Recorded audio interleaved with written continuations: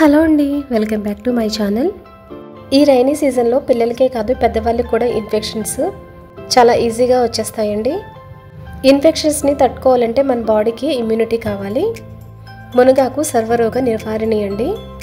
మునగాకులో చాలా ఔషధ గుణాలు ఉంటాయి, అలాగే యాంటీ ఆక్సిడెంట్స్ కూడా ఉంటాయి. మునగాకుని చాలా రకాలుగా వండుకోవచ్చు. నేను కొబ్బరి వేసి వండుతున్నానండి. ముందుగా ప్రాసెస్ చూద్దాం. మునగాకుని చెట్టు నుంచి తెంపుకొస్తాం కదా, అప్పుడే డైరెక్ట్గా కడిగేసుకోవాలండి. తర్వాత కొద్దిగా వాటర్ అంతా కూడా ఆరిపోయిన తర్వాత బాగా తుంచేసుకుని కాడలన్నిటిని కూడా సెపరేట్ చేసేసుకుని ఈ విధంగా చూపిస్తున్నట్టుగా చిన్న చిన్న ముక్కలుగా కట్ చేసుకోవాలి. కాడలు కానీ పండిన ఆకులు కానీ ఏమైనా ఉంటే తీసేసుకోవాలండి ముందుగానే. అంతా క్లీన్ చేసుకున్న తర్వాత 2 కప్స్ వరకు మునగాకు వచ్చిందండి. 2 కప్పుల మునగాకు గాను 1 కప్పు వాటర్ వేసుకుని మూత పెట్టుకుని మీడియం ఫ్లేమ్లో ఉడికించుకోవాలి. వేసిన వాటర్ అంతా కూడా ఎగిరిపోయేటట్టుగా ఉడికించుకోవాలండి. ఒకవేళ మీరు ఎక్కువ వాటర్ వేసేసుకుంటే కనుక ఉడకడానికి ఆ వాటర్ అంతా కూడా ఎగరడానికి టైం పడుతుంది. అందుకే కొలత చొప్పున వేసుకోవాలి. ఈ విధంగా చూడండి, వాటర్ అంతా కూడా అబ్జర్వ్ అయిపోయింది.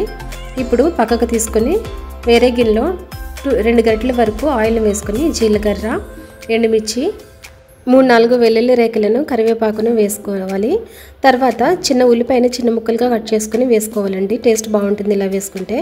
ఒకసారి బాగా కలుపుకొని ఇదంతా కూడా బాగా ఫ్రై అయిన తర్వాత ఉడకబెట్టుకున్న మునగాకును వేసుకోవాలి.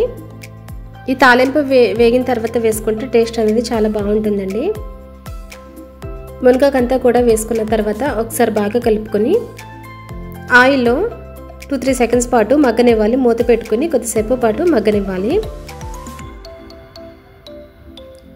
ఇలా మగ్గిన తర్వాత ఒకసారి మూత తీసుకుని ఒకసారి బాగా కలుపుకొని ఇప్పుడు ఇందులోకి 1/2 టీ స్పూన్ వరకు పసుపు, తగినంత సాల్టు, 1/2 టీ స్పూన్ వరకు కారం, అలాగే 1/2 కప్పు వరకు తురుముకున్న పచ్చి కొబ్బరిని వేసుకుని వీటన్నిటిని కూడా బాగా కలుపుకోవాలండి.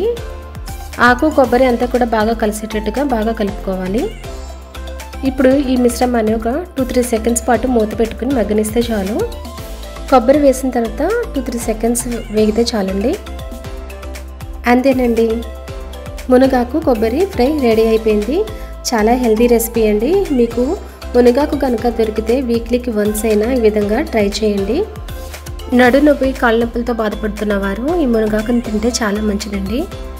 ఈ వీడియో కనుక మీకు నచ్చినట్లయితే ప్లీజ్ సబ్స్క్రైబ్ చేయండి. ఒక లైక్ ఇవ్వడం మాత్రం మర్చిపోకండి. Thanks for watching. Please subscribe my channel.